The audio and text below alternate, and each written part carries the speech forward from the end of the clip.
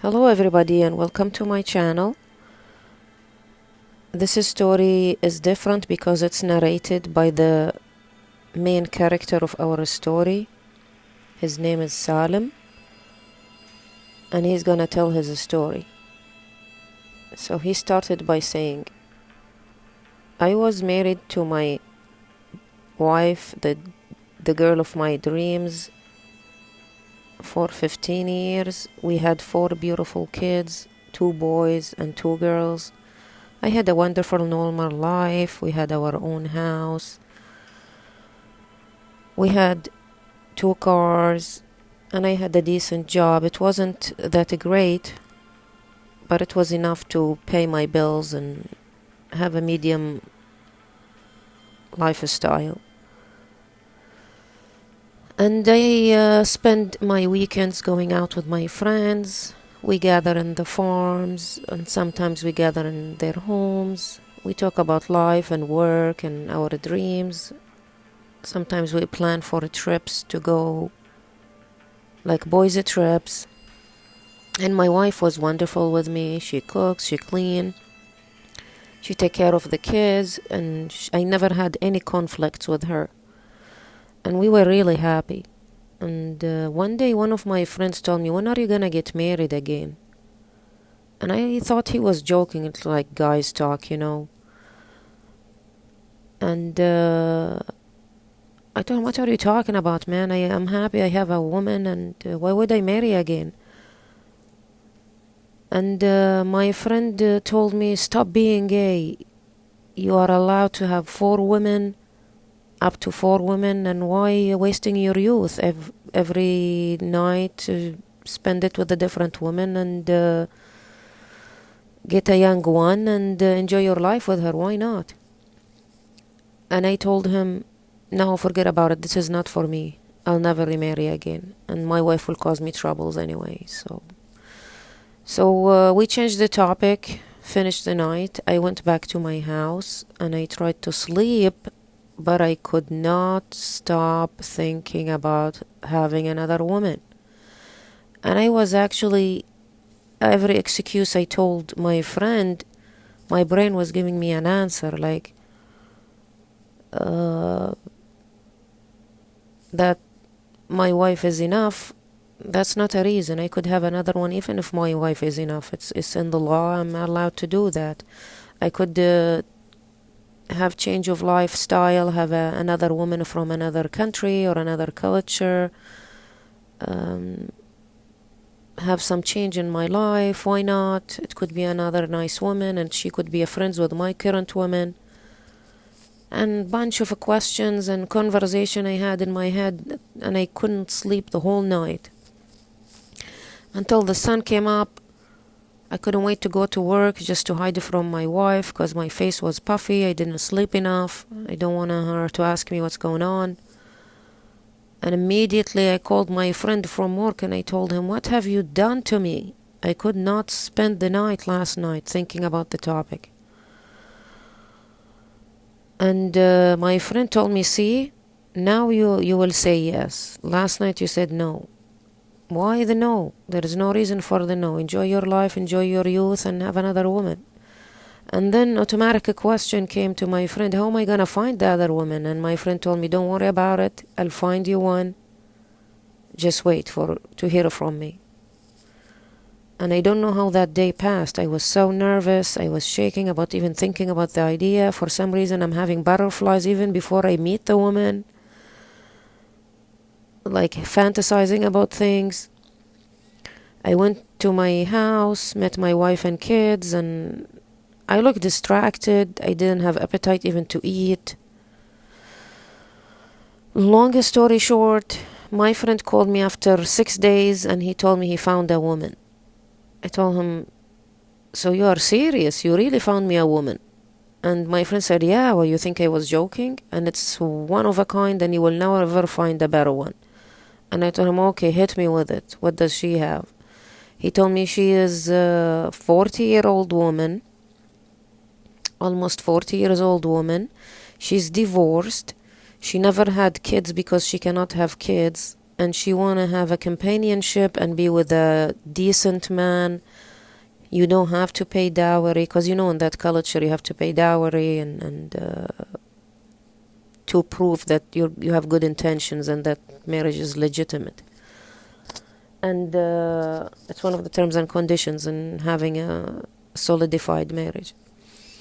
And you don't have to pay a dowry. She is a woman of money and a status, and she doesn't need anything from you, just a companionship and a decent man who take care of her and her needs. And I could not believe my eyes, and of course I didn't know how much money she has, but I told him, yeah, let's go and meet them. So I went to meet her for the first time, and she came out to see me, she and her brothers. They welcomed me really with enthusiasm, and it was really warm welcome. But before I arrived to their place, they gave me the address, and I thought I'm in the wrong house because it was a massive mansion like I have never seen in my life. So I called her brother on the phone, and I told him I am here outside, but I'm not sure if it's the right address, but I'm in front of a big villa or mansion, and it has gray walls. Her brother confirmed, yes, then you are in the right address. Please come in and I'll see you inside. So I drove my car inside, and that's when I met her brother, and he welcomed me really with enthusiasm and gave me really warm hugs, and like if they know me. And I was really embarrassed and nervous. My friend was with me, and I took one of my brothers. We met the man in the room, and then the woman has to come, and I have to see her, and she has to see me to get to know each other. And oh my God, I have no words to describe how beautiful she was. I thought she's just an older woman who's miserable, doesn't have kids, and probably is not that pretty, and nobody wants her. And all that she has is money and a good job. But oh my God, she was so beautiful. I have no words to describe it. A skin, a hair color. She was really wonderful, very fit, like a dream girl. And I could not believe I got that lucky. So I hope she likes me back too. And we had our snack with them. I had a little bit of a conversation with her, and then I went home. I received a text message from her brother telling me that she approved me immediately, and that she liked me, and they wish us all the best, and that we have to meet to discuss the time of the wedding and how it's gonna be, and where she's gonna live with him. And after that I had my phone call with her, and we agreed on the wedding to be next weekend, and that I'm gonna move and live in her house and the days I am with her. And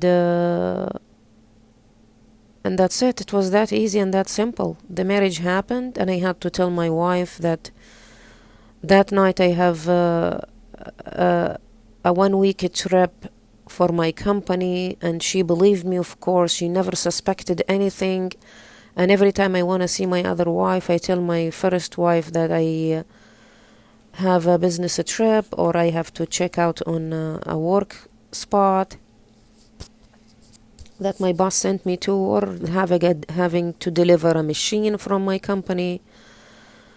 And believe it or not, peacefully for 2 years, my first wife never noticed anything, and I lived the best days of my life like no man can ever live. She was loving, caring, very classy, and she had so much money. She paid for everything. We went on amazing trips. We ate in the best restaurants. I lived a dream. But of course, happiness doesn't last forever, and my beautiful, beloved wife had cancer. Unfortunately, we paid so much money. I had to stay with her and excuse myself from my wife and tell her I'm gonna go overseas for a job so I can take care of my second wife. We did our best, and she fought a good fight, but She didn't survive the disease. And lymphoma, she had a stage 4 lymphoma, and it was too late to fight it, but we did our best, and we had hope. Even if it was 1%, she was attaching to it, and she did fight, good fight, but eventually my beloved wife passed away. I was so destroyed. I was so sad. I could not go to my house. I had to rent an apartment for 3 days, grieve my wife, and then I had to go back to my wife and my kids. And my life changed forever, because the loss of my second beloved wife is, I don't think it can be filled with anyone else. And after 4 or 5 days, I received a phone call from her brother, and he told me, "Hey man, we are so sorry for what happened. Probably it's not a good time, but you have to come with us and sign some papers at the court." And I told them, "Man, what are you talking about? I don't want anything from you guys. She was the most wonderful woman on earth, and that was enough for me, the good times I had with her, and I can't take anything from her money." And her brother says, "Yeah, you can't do that. It's your right. It's by the law, and you have to come and finalize things in the court, please. And if you can show up an hour or two in the same villa, so you can go with us in one car, we would appreciate it." I did what he told me, and I was so shocked that my share of all her wealth was $4,700,000. Like, from being broke, living paycheck to paycheck, having a decent house, small house, not like a mansion or anything, to having $4.7 million. I freaked out in the beginning. I never seen this amount of money. I didn't know what to do with it, and I consulted my brother, and he told me I have to buy a property, and so the money doesn't get wasted. And that's what I did immediately. So I called my friend who found me the wife first time, and I told him, "Could you please see if you have any real estate agent, or if you can help me find a house that is furnished. It has to be fully furnished, and it has to be at least worth 2-3 million, and 2.5 million, something like that, because I want to buy a property with half of the money and keep the rest of it to do some projects or anything." And that's it. So my friend found me a villa that was listed for a while, and nobody was able to buy it because of the price. And my friend told me he's coming to pick me up so I can take a look at it, and I can finalize the deal today if I want. And actually the owner of the house is giving us a discount because it has been listed for a while and nobody took it. And he's a big businessman. He made this a project as one of his favorite because it's a house and it's not a big property, because usually he build apartment buildings, but this one is just a house for one family, but it was a mansion or a villa type of building. And it was incredible. I could not believe my eyes the moment I arrived to the mansion to see it, to the villa, I mean.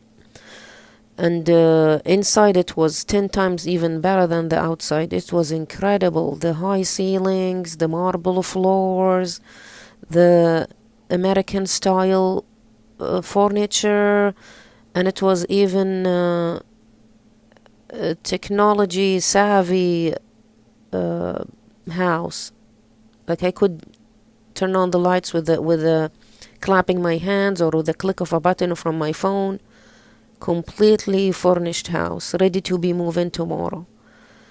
And I loved it so much, so I gave my friend approval immediately to buy the house. But my friend told me it's not 2 million or 2.5 million, it's actually 3 million.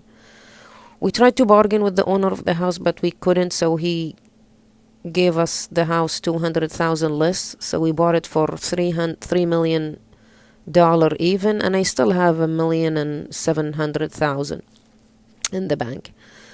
And now the dilemma is, how am I going to tell my wife about this?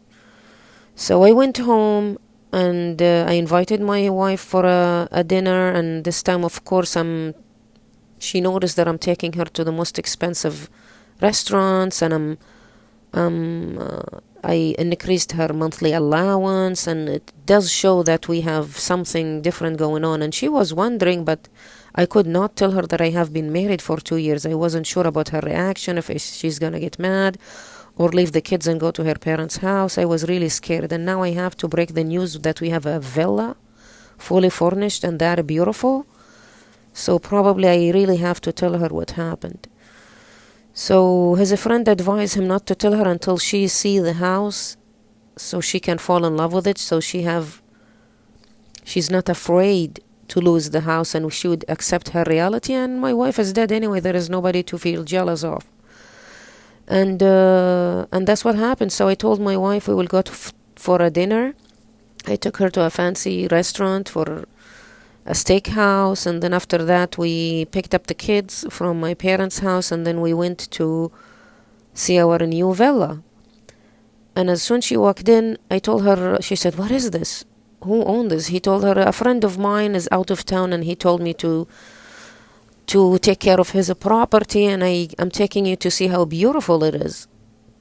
And the moment she walked in, she just gasped, really one big gasp, and couldn't talk and couldn't move one single step. She loved the place so much, her eyes could not believe how beautiful it is. Everything was shiny and sparkly and beautiful, made of glass. The walls are glass, the floor is marble, unreal. And the kids were running around, jumping on beds. Each one of them picked his room without me even telling them this is our house. And I thought I should ask my wife a question. I told her, "Would you like a house like this?" She said, "Why are you asking me dumb questions that we can't even dream about something like this, let alone asking me an opinion if I want one or not. It's not valid a question because it's impossible." And I told her, "No, nothing is impossible. God can give us anything any moment, and he has his own ways." And she said, "What are you talking about? What do you mean God has his own ways?" He told her, "Well, I don't want you to get mad. I'm gonna tell you the truth. And this is what happened. So 2.5 years ago, I married a very wealthy woman. She didn't have kids. I didn't have kids with her. She just wanted companionship. And I wasn't sure about your response. So I married her in secret." And his wife's eyes became like really big, and she didn't say anything. She said, "What?" He told her, "Wait a minute. Don't freak out. She's dead. She's not alive. She's dead, so you cannot make a fuss about a dead person." She said, "She is dead? She gave you this house?" He told me, and I told her, "No. She didn't give me this house. She gave me $4.7 million.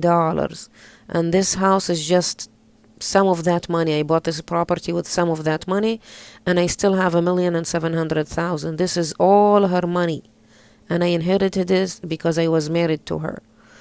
And immediately my wife bowed to the ground, and she was thanking God for this.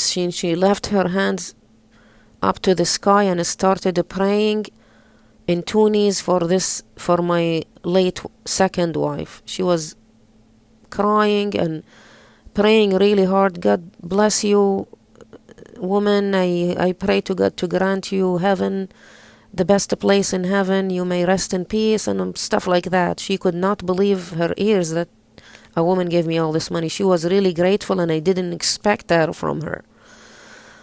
And I told her, "Well, shall we move in? Are you okay?" She said, "What are you talking about? I'm not gonna leave. You go and get the stuff from the house. I'm gonna stay here with the kids." Long story short, we moved in. My life was incredible. I have never felt this comfortable, and from being really broke and living paycheck to paycheck to having the life of our dreams, a villa of our dreams. My wife even changed, but with time she got bored at home, and she asked me if she can open her own project. And of course I couldn't say no. So I told her, let me sleep on it and I'll think about something. She said, no, I have the idea, but we'll talk with you about it later on, and I have everything ready. But for now, I want to talk with you about something else. This was after a month from moving into the house. She told me, well, I don't feel like I trust you enough. Who would grant to me that you won't marry again, especially that you have money now? Before you didn't have money and now you have money. I want you to declare your good intentions and write the upper half of the house in my name, the upper level. And of course, I didn't object on any of that. She's my wife and she takes care of the kids and we live in the same house. Why not? Of course, I'm not gonna marry again and have that scary adventure and lose my wife and the kids again. So I wrote the house under her name, half of it, the upper level. And I gave her the official papers from the court. Both of us went to sign it, and I gave her a copy. I kept a copy, and that's it. Next day, she woke up really thrilled. She made the breakfast, and she told me she wants me to talk about the investment topic or ideas that she has, or the projects she want to start. So I told her, tell me, what do you have? She said, well, women beauty salons make so much money. Women always need a haircut, always love to take care of their skin, always want to do hair coloring, want to do their nails. Why don't we open a salon, a massive specialized salon that to provide all these services for all these women? And I'm gonna hire my family and my sisters and my cousins, and we will run it, family run business. And I loved the idea. I told her, yeah, of course, tomorrow we are gonna buy the shop. I'm gonna ask my friends to find you a cool spot in the city where you can start your business. And she said, but it has to be in my name. He told her, yeah, of course it's under your name because you will manage it. So I found a cool spot and I bought it, and we started to decorate the place, and I paid the down payment and I paid it full price. And because we want to own the land so we don't waste her profit on rent. And my wife was extremely thrilled, and she could not believe her eyes that the whole work, because I had the money power, it took just 2 weeks to build the whole salon. Immediately she brought specialized females from Asia. She hired her sister to manage the place with her, and the accountant was her cousin, because she doesn't trust foreigners, or she doesn't trust anybody outside the family to take care of the bills or the receipts. And that's it. So I was busy working, and she was busy in her salon, and she was making 10 shitload of money. Unbelievable amount of money. Like women, especially in holidays, then we have so many holidays during the year. Women who want to do weddings came to her salon, and she developed a very big reputation in town and even to the neighboring cities and towns. So the money, she was swimming in an ocean of money. Add to that she thought that we are living in a very big villa, so she rented out her side of the house. She had to divide it, and she told me that she needs somebody to divide the house so we can make money of it. We don't need a house this big, and we could use that money for our kids' education, and that she will collect that money and save it for our future for the kids. And I believed her. I thought, okay, if you are fine just having half the villa, okay. She said, yeah, so I don't have to clean it all the time, and it's just so much work, and now that I have a business, I'm too busy. And now my wife has 2 sources of income, and I have only my salary, because I ran out of money. Half of the money I bought the villa, and half of the money we spent it all in her business idea. It was very costly to build that, to buy the land first and to build all that salon, and buy all those beauty equipments and beauty specialists that we brought, and their visas and their airplane tickets, the processing of all these expense. And now I'm back to ground zero. I have nothing left on me, and suddenly she owned half of the house. She has her own business, and she's taking all the money, and I'm getting nothing. And only then I noticed that my wife changed. She started to just leave the house without letting me know where she's gonna go. She was really cheap when I asked her to help me. Eventually I needed some money to help me with my expense, like my car payment, because I bought a new car, but I didn't buy it fully cash. I have car payments every month, I have bills to pay, and she wouldn't help even with the house expense. I still bought all the grocery, I still paid for the kids' schools, and I went back to ground zero where I'm living paycheck to paycheck, and I have nothing extra for anything. And even when I ask her to help me, she writes receipts. Like even if I borrowed money, she writes a receipt that I have to bring it back to pay it back with my next paycheck. And she wouldn't give me anything for free, despite the fact that she was making millions by now from renting out half of the villa and from the business. And she even opened up branches in the neighboring cities and neighboring towns of her business. She was that active and that big. And eventually I started to get stressed out. I lost respect of her. I feel like she have all control, and she started to say no to me a lot, and she changed. And eventually we had our big fight, and I told her, this is not a life. I don't know what's going on. What do you think you are doing? But this is not right. I need my money back. And then she showed me her real face. She said, I have no money for you. You own nothing. This is all for me and the kids. And if you like it, you stay in the house. If you don't like it, we divorce. And I'm gonna have my second husband living in the same house because half of it is mine. And you will see us going up and down, and probably I don't want you to stay here, so you have to get your own house. And I could not say anything after that. And that's the end of my story. I had to live in my own house, paycheck to paycheck, and my woman took everything. That's the end of my story. I welcome your comments, and I love them. If you have any questions or any suggestions, please subscribe if you're new to the channel, and likes are always welcomed. Take care, and peace and love your way until our next story.